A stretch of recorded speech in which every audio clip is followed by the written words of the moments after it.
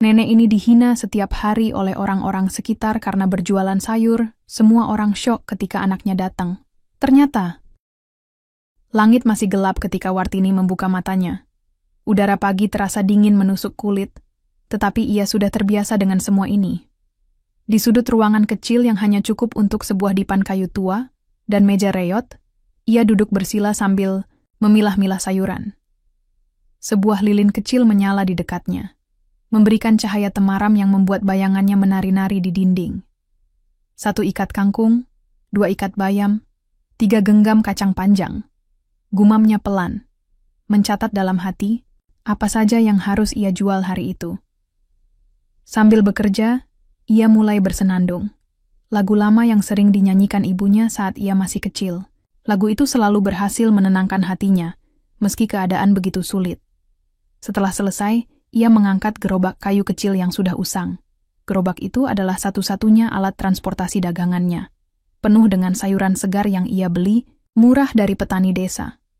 Ia menarik napas dalam-dalam, menguatkan diri, lalu melangkah keluar rumah menuju pasar yang berjarak beberapa kilometer. Pasar tradisional itu ramai seperti biasa. Para pedagang sudah menata dagangan mereka di lapak-lapak. Sederhana, ada yang menjual ikan segar, ada yang menjajakan beras, dan ada pula yang menawarkan rempah-rempah harum. Namun, Wartini selalu merasa bahwa ia tidak benar-benar diterima di tempat ini. Bu Surti, seorang pedagang sayur yang lebih mapan, sering menjadi sumber ejekan bagi Wartini. Lihat dia, masih pakai baju yang sama dari minggu lalu. Apa enggak punya baju lain ya? Kata Bu Surti sambil tertawa. Disambut tawa pelan dari beberapa pedagang lain. Wartini hanya diam. Ia tahu, jika ia membalas, hal itu hanya akan memperburuk keadaan. Alih-alih marah, ia tersenyum tipis dan melanjutkan menata sayurannya. Namun, dalam hati, kata-kata itu meninggalkan bekas. Bukan karena ia merasa malu, melainkan karena ia khawatir anaknya Arifin juga akan menerima perlakuan serupa suatu hari nanti. Matahari mulai naik, dan pasar semakin ramai. Wartini mencoba menawarkan dagangannya kepada para pembeli, tetapi hasilnya tidak banyak. Hanya beberapa orang yang berhenti, membeli sayuran dengan harga murah. Meski demikian, ia tetap bersyukur. Setiap rupiah yang ia dapatkan adalah langkah kecil menuju impian besar yang ia bangun setiap hari. Sore harinya, setelah pasar mulai sepi, Wartini pulang ke rumah dengan langkah lelah. Di meja dapur yang reyot, Arifin sedang belajar dengan tekun. Lilin kecil menyala di depannya, memberikan cahaya yang redup namun cukup untuk membaca buku pelajaran sekolahnya. "Nak, kenapa masih pakai lilin? Lampu minyak habis ya?" tanya. Wartini lembut. "Iya, Bu. Tapi nggak apa-apa. Aku bisa belajar kok," jawab Arifin dengan senyum polos. Wartini mendekat, membelai kepala anaknya. Matanya berkaca-kaca, tetapi ia berusaha tersenyum. "Arifin, Nak, Ibu janji, suatu hari kita nggak akan lagi kesulitan seperti ini. Kamu harus terus belajar, ya. Jangan pernah menyerah." Arifin mengangguk mantap. "Iya, Bu. Aku pasti akan jadi orang sukses, biar ibu nggak susah lagi." Wartini memeluk anaknya erat, seolah ingin melindungi Arifin dari dunia yang keras di luar sana. Dalam hati, ia bertekad untuk melakukan apapun demi masa depan anaknya, meskipun jalan itu penuh onak dan duri. Malam semakin larut. Wartini duduk di kursi kayu tua di depan rumahnya, memandangi langit yang bertabur bintang. Pikirannya melayang pada masa depan Arifin. Ia membayangkan anaknya tumbuh menjadi orang yang sukses, mengubah nasib mereka berdua. Dengan senyum tipis, ia berbisik pelan, "Kita pasti bisa, Nak." Matahari pagi menyelinap melalui celah-celah atap bambu yang mulai lapuk. Di dalam rumah kecil itu, Arifin duduk di depan meja reyotnya, membolak-balik halaman buku pelajaran dengan penuh semangat. Ia tahu bahwa pendidikan adalah satu-satunya jalan untuk keluar dari kemiskinan yang selama ini menghimpit hidup mereka. Namun di luar rumah, dunia tidak sehangat tekadnya. Di sekolah, Arifin sering menjadi bahan ejekan teman-temannya. Seragamnya yang lusuh dan sepatu butut yang ia kenakan membuatnya tampak berbeda dari anak-anak lain. Bahkan bekal makan siangnya, nasi, putih dengan sedikit tumis kangkung. kerap menjadi bahan tertawaan. Haha, apa cuma itu makan siangmu? Mana lauknya? Celetuk salah satu teman sekelasnya suatu hari, disambut gelak tawa oleh beberapa anak lain. Arifin hanya menunduk, mencoba menahan air mata. Ia tahu ibunya sudah berusaha keras memberinya yang terbaik, tetapi kadang-kadang rasa malu itu begitu sulit ditahan. Namun, setiap kali ia pulang ke rumah dan melihat senyum lelah Wartini, semua rasa sakit itu perlahan memudar. Suatu sore, setelah kembali dari sekolah, Arifin mendapati ibunya sedang menjahit seragam lamanya. Benang kasar berwarna biru tua digunakan untuk menambal sobekan di bagian lengan. "Bu, kenapa nggak beli seragam baru saja? Aku malu pakai ini," kata Arifin dengan nada sedih. Wartini menghentikan jarumnya, lalu menatap anaknya dengan lembut. "Nak, seragam ini masih layak dipakai. Nanti kalau kamu sudah besar dan punya uang sendiri, kamu bisa beli seragam baru sebanyak yang kamu mau. Tapi sekarang, kita harus bersabar." Arifin mengangguk meski hatinya masih terasa berat. Ia ingin bertanya tentang ayahnya, tentang siapa dia, mengapa ia tidak ada di sisi mereka, dan apakah ayahnya juga merasa malu padanya. Namun, setiap kali ia mencoba membahas topik itu, Wartini selalu menghindar dengan alasan pekerjaan atau mengalihkan pembicaraan. Seiring waktu, Arifin mulai menyadari betapa besar pengorbanan ibunya. Suatu hari, ia melihat Wartini membawa sebuah kotak kayu kecil dari lemari. Di dalamnya terdapat kalung emas yang pernah dikenakannya saat acara-acara penting. "Ibu akan menjual ini," kata Wartini pelan, seolah berbicara pada dirinya sendiri. "Kenapa, Bu? Itu kan barang berharga," protes Arifin. "Untuk biaya sekolahmu, Nak. Kamu harus tetap sekolah, meskipun ibu harus kehilangan segalanya," jawab Wartini dengan senyum tipis. Tidak hanya itu, Wartini juga mulai mencuci pakaian tetangga untuk mendapatkan tambahan penghasilan. Tangannya yang kasar karena terlalu sering terkena sabun dan air dingin menjadi saksi bisu dari perjuangannya. Meski tubuhnya semakin lemah, ia tak pernah mengeluh. Baginya setiap tetes keringat adalah investasi untuk masa depan Arifin. Suatu pagi, ketika Wartini sedang sibuk menata dagangannya di pasar, Bu Surti mendekat dengan wajah penuh amarah. "Kemarin ada uang hilang dari kotak amal di masjid. Ada yang melihat kamu dekat-dekat situ." Tuduhnya keras, suaranya cukup keras untuk didengar oleh pedagang lain. Wartini terkejut. "Saya? Tidak mungkin, Bu. Saya nggak pernah mencuri apa pun," bantahnya dengan nada tegas, meski matanya berkaca-kaca. Namun, Bu Surti tidak percaya. Ia mulai menyebarkan isu itu ke seluruh pasar, membuat para pedagang lain mulai menjauhi Wartini. Beberapa bahkan menolak membeli sayurannya. Arifin, yang mendengar kabar itu dari tetangga, langsung bergegas ke pasar. Ia menemukan ibunya duduk di sudut lapaknya, menangis dalam diam. Dengan penuh emosi, Arifin mendekati Bu Surti. "Bu Surti, kenapa ibu fitnah mama saya? Mama saya orang baik. Dia nggak mungkin mencuri," bentak Arifin, matanya berkaca-kaca, karena marah. Bu Surti terdiam sesaat, lalu berkata dengan nada sinis, "Anak kecil macam kamu nggak usah ikut campur urusan orang dewasa." Namun Arifin tidak mundur. "Kalau ibu nggak bisa buktikan tuduhan itu, jangan salahkan kami kalau kami lapor polisi," ancamnya, meski suaranya bergetar. Setelah insiden itu, tuduhan pencurian itu perlahan mereda. Tidak ada bukti kuat yang mendukung tuduhan Bu Surti, dan banyak pedagang mulai kembali membeli sayuran Wartini. Namun, luka di hati Wartini tidak mudah sembuh. Beberapa bulan kemudian, hasil kerja keras Arifin mulai terbayar. Ia berhasil mendapatkan nilai tertinggi di sekolahnya. Saat pengumuman hasil ujian, Wartini hadir dengan pakaian lusuhnya, tetapi matanya berbinar-binar. Ia duduk di barisan belakang, tersenyum bangga saat nama Arifin disebut sebagai juara kelas. Namun, seperti biasa, Bu Surti masih menyindirnya di depan orang-orang. "Anakmu pintar ya, tapi apa gunanya kalau ibunya tetap miskin?" katanya dengan nada merendahkan. Wartini hanya tersenyum tipis. Ia tahu, suatu hari nanti, semua pengorbanannya akan dibayar lunas oleh kesuksesan anaknya. Angin pagi berhembus lembut, membawa aroma tanah basah setelah hujan semalam.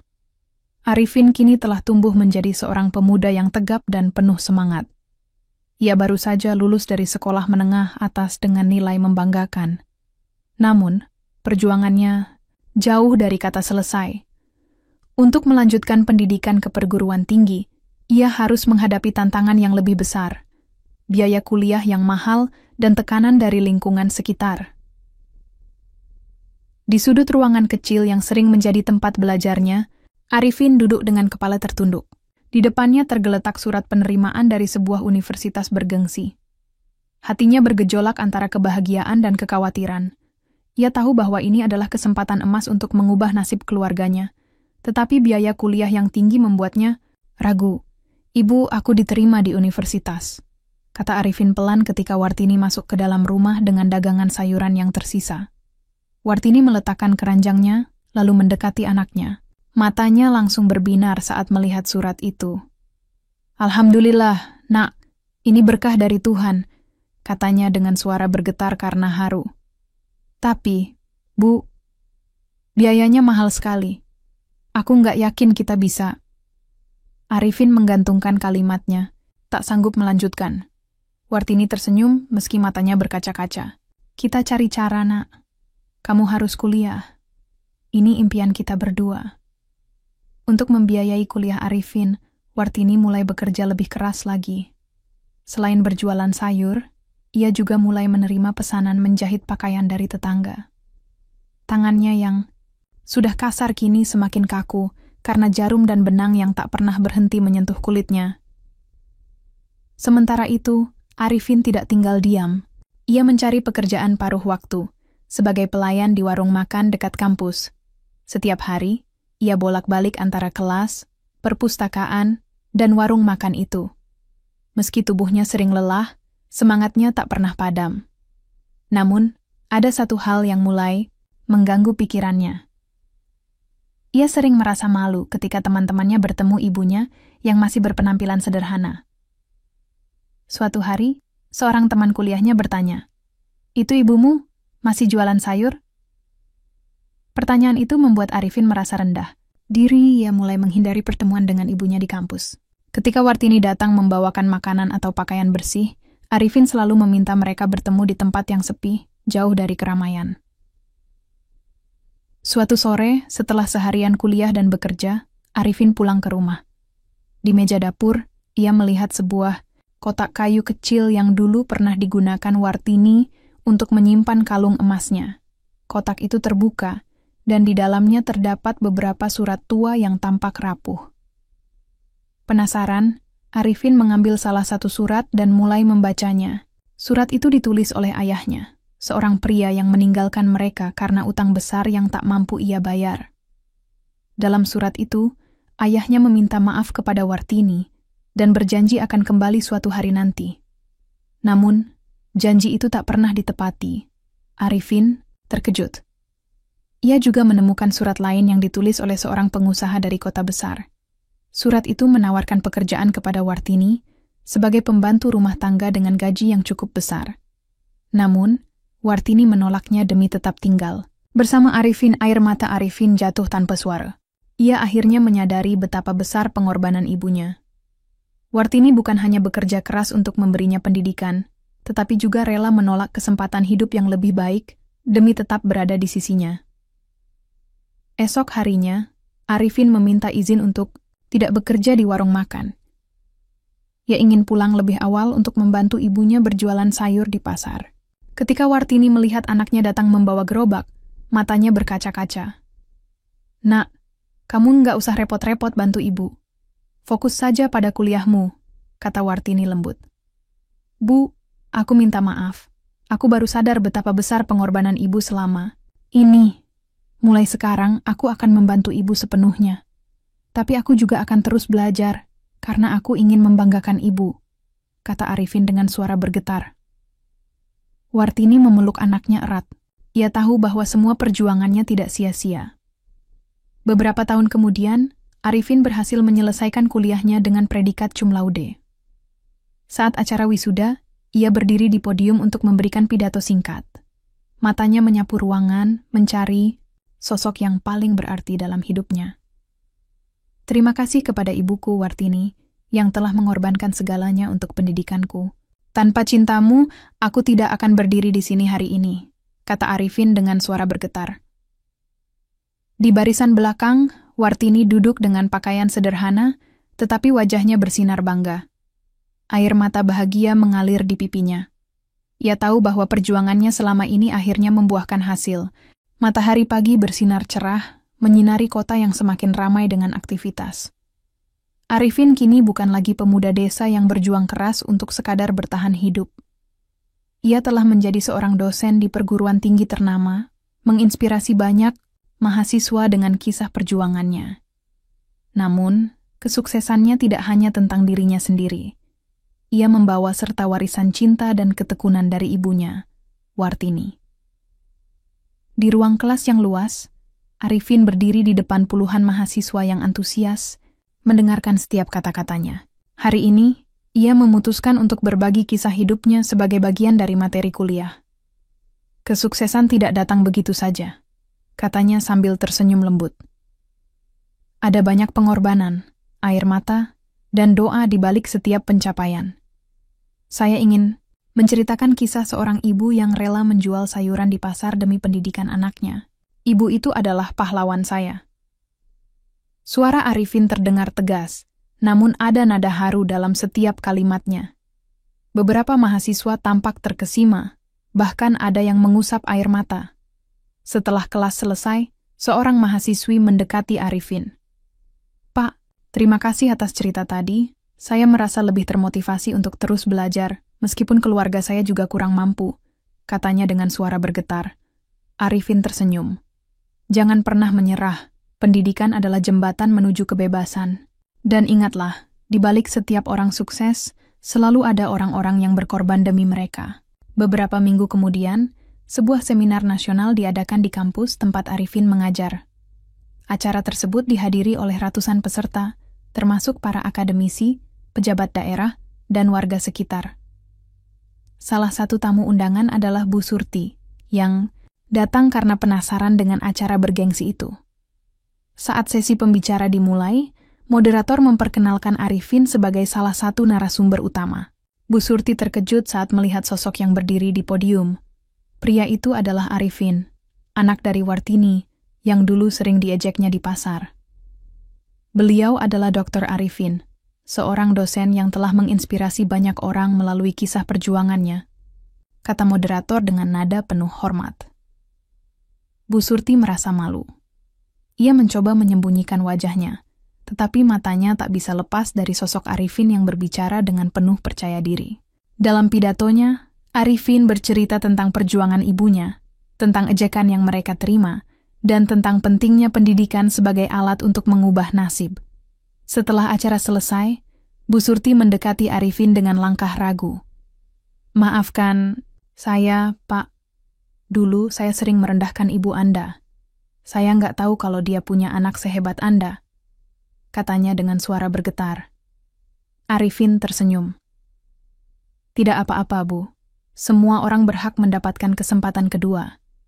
Yang penting, kita semua bisa belajar dari masa lalu. Bu Surti menundukkan kepala, lalu pergi dengan perasaan lega. Ia tahu bahwa permintaan maafnya telah diterima dengan lapang dada. Sebagai bentuk penghormatan kepada ibunya, Arifin mengundang Wartini ke acara penghargaan dosen terbaik yang diadakan oleh universitas. Saat nama Arifin dipanggil sebagai pemenang, ia naik ke panggung dengan langkah mantap. Saya ingin mendedikasikan penghargaan ini kepada ibu saya, Wartini, katanya sambil menatap ke arah kursi VIP, di mana Wartini duduk dengan pakaian sederhana namun anggun. Dia adalah wanita terkuat yang pernah saya kenal. Tanpa cintanya, saya tidak akan berdiri di sini hari ini. Seluruh hadirin memberikan tepuk tangan meriah. Wartini menundukkan kepala, mencoba menahan air mata bahagia. Ia tahu bahwa semua perjuangannya selama ini telah dibayar lunas oleh kesuksesan anaknya. Beberapa tahun kemudian, Arifin kembali ke pasar tradisional tempat ibunya dulu berjualan sayur. Ia membeli sebuah lapak kecil yang sudah tidak terpakai dan menjadikannya perpustakaan komunitas untuk anak-anak kurang mampu. "Ini untukmu, Bu," kata Arifin suatu sore ketika ia mengajak Wartini ke perpustakaan itu.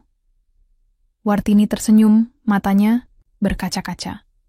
"Terima kasih, Nak. Kamu sudah membuat ibu bangga." Di halaman perpustakaan, mereka duduk berdua di bawah pohon rindang, menikmati angin sepoi-sepoi. Wartini memandangi anaknya dengan penuh kebanggaan.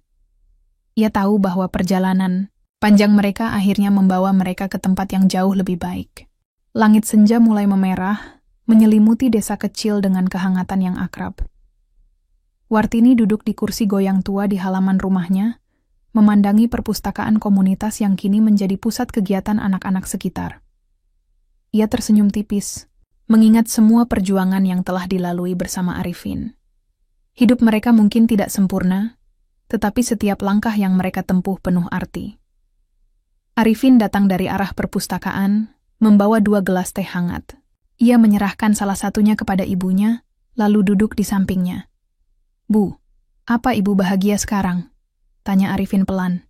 Matanya tertuju pada anak-anak yang sedang membaca di halaman perpustakaan. Wartini meneguk tehnya perlahan, lalu tersenyum. "Tentu saja, Nak. Melihatmu berhasil dan bisa membantu orang lain, itu lebih dari cukup untuk membuat ibu bahagia." Arifin mengangguk, namun matanya terlihat sedikit murung. "Aku hanya berharap ayah bisa melihat kita sekarang. Mungkin dia akan bangga juga." Wartini meraih tangan anaknya, menggenggamnya erat. "Nak, ayahmu mungkin tidak ada di sini, tapi dia pasti tahu bahwa kamu sudah menjadi orang yang luar biasa. Jangan terlalu memikirkannya. Yang penting sekarang adalah bagaimana kita bisa terus membantu orang-orang di sekitar kita." Arifin tersenyum, merasa lega mendengar kata-kata ibunya. Ia tahu bahwa masa lalu tidak bisa diubah, tetapi masa depan masih bisa dibentuk. Beberapa minggu kemudian, Arifin diundang untuk memberikan ceramah di sebuah acara pendidikan nasional.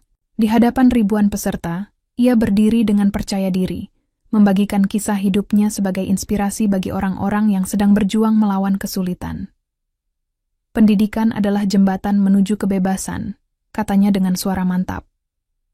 Namun, jembatan itu tidak bisa dibangun sendirian. Dibutuhkan cinta, dukungan, dan pengorbanan dari orang-orang di sekitar kita. "Saya berdiri di sini hari ini bukan karena usaha saya sendiri, tetapi karena ibu saya yang tak pernah menyerah, meskipun dunia terus mencoba menjatuhkannya." Para peserta bertepuk tangan meriah, beberapa di antaranya menyeka air mata. Arifin melanjutkan, "Jangan pernah meremehkan kekuatan kasih sayang dan ketekunan. Mereka adalah fondasi yang akan membawa kita melewati badai kehidupan." Setelah acara selesai, banyak orang mendekati Arifin untuk berterima kasih. Seorang ibu muda berkata, "Cerita Anda memberi saya kekuatan untuk terus berjuang demi anak-anak saya. Terima kasih." Arifin tersenyum, merasa bahwa perjuangannya telah membawa manfaat bagi orang lain. Malam semakin larut ketika Arifin kembali ke rumah. Ia menemukan Wartini duduk di kursi goyangnya, memandangi bintang-bintang di langit. "Bu, kenapa belum tidur?" tanya Arifin lembut. "Aku sedang berdoa, Nak," jawab Wartini dengan senyum damai. "Berdoa agar semua anak-anak yang belajar di perpustakaan itu bisa meraih impian mereka, seperti kamu." Arifin duduk di samping ibunya, memandangi langit, malam yang bertabur bintang. Ia merasa bersyukur atas segala hal yang telah mereka lalui bersama. Meskipun perjalanan mereka penuh rintangan, cinta dan ketekunan telah membawa mereka ke tempat yang jauh lebih baik. Di bawah sinar bulan yang lembut, mereka duduk berdua dalam diam, menikmati kebahagiaan sederhana yang tak ternilai harganya,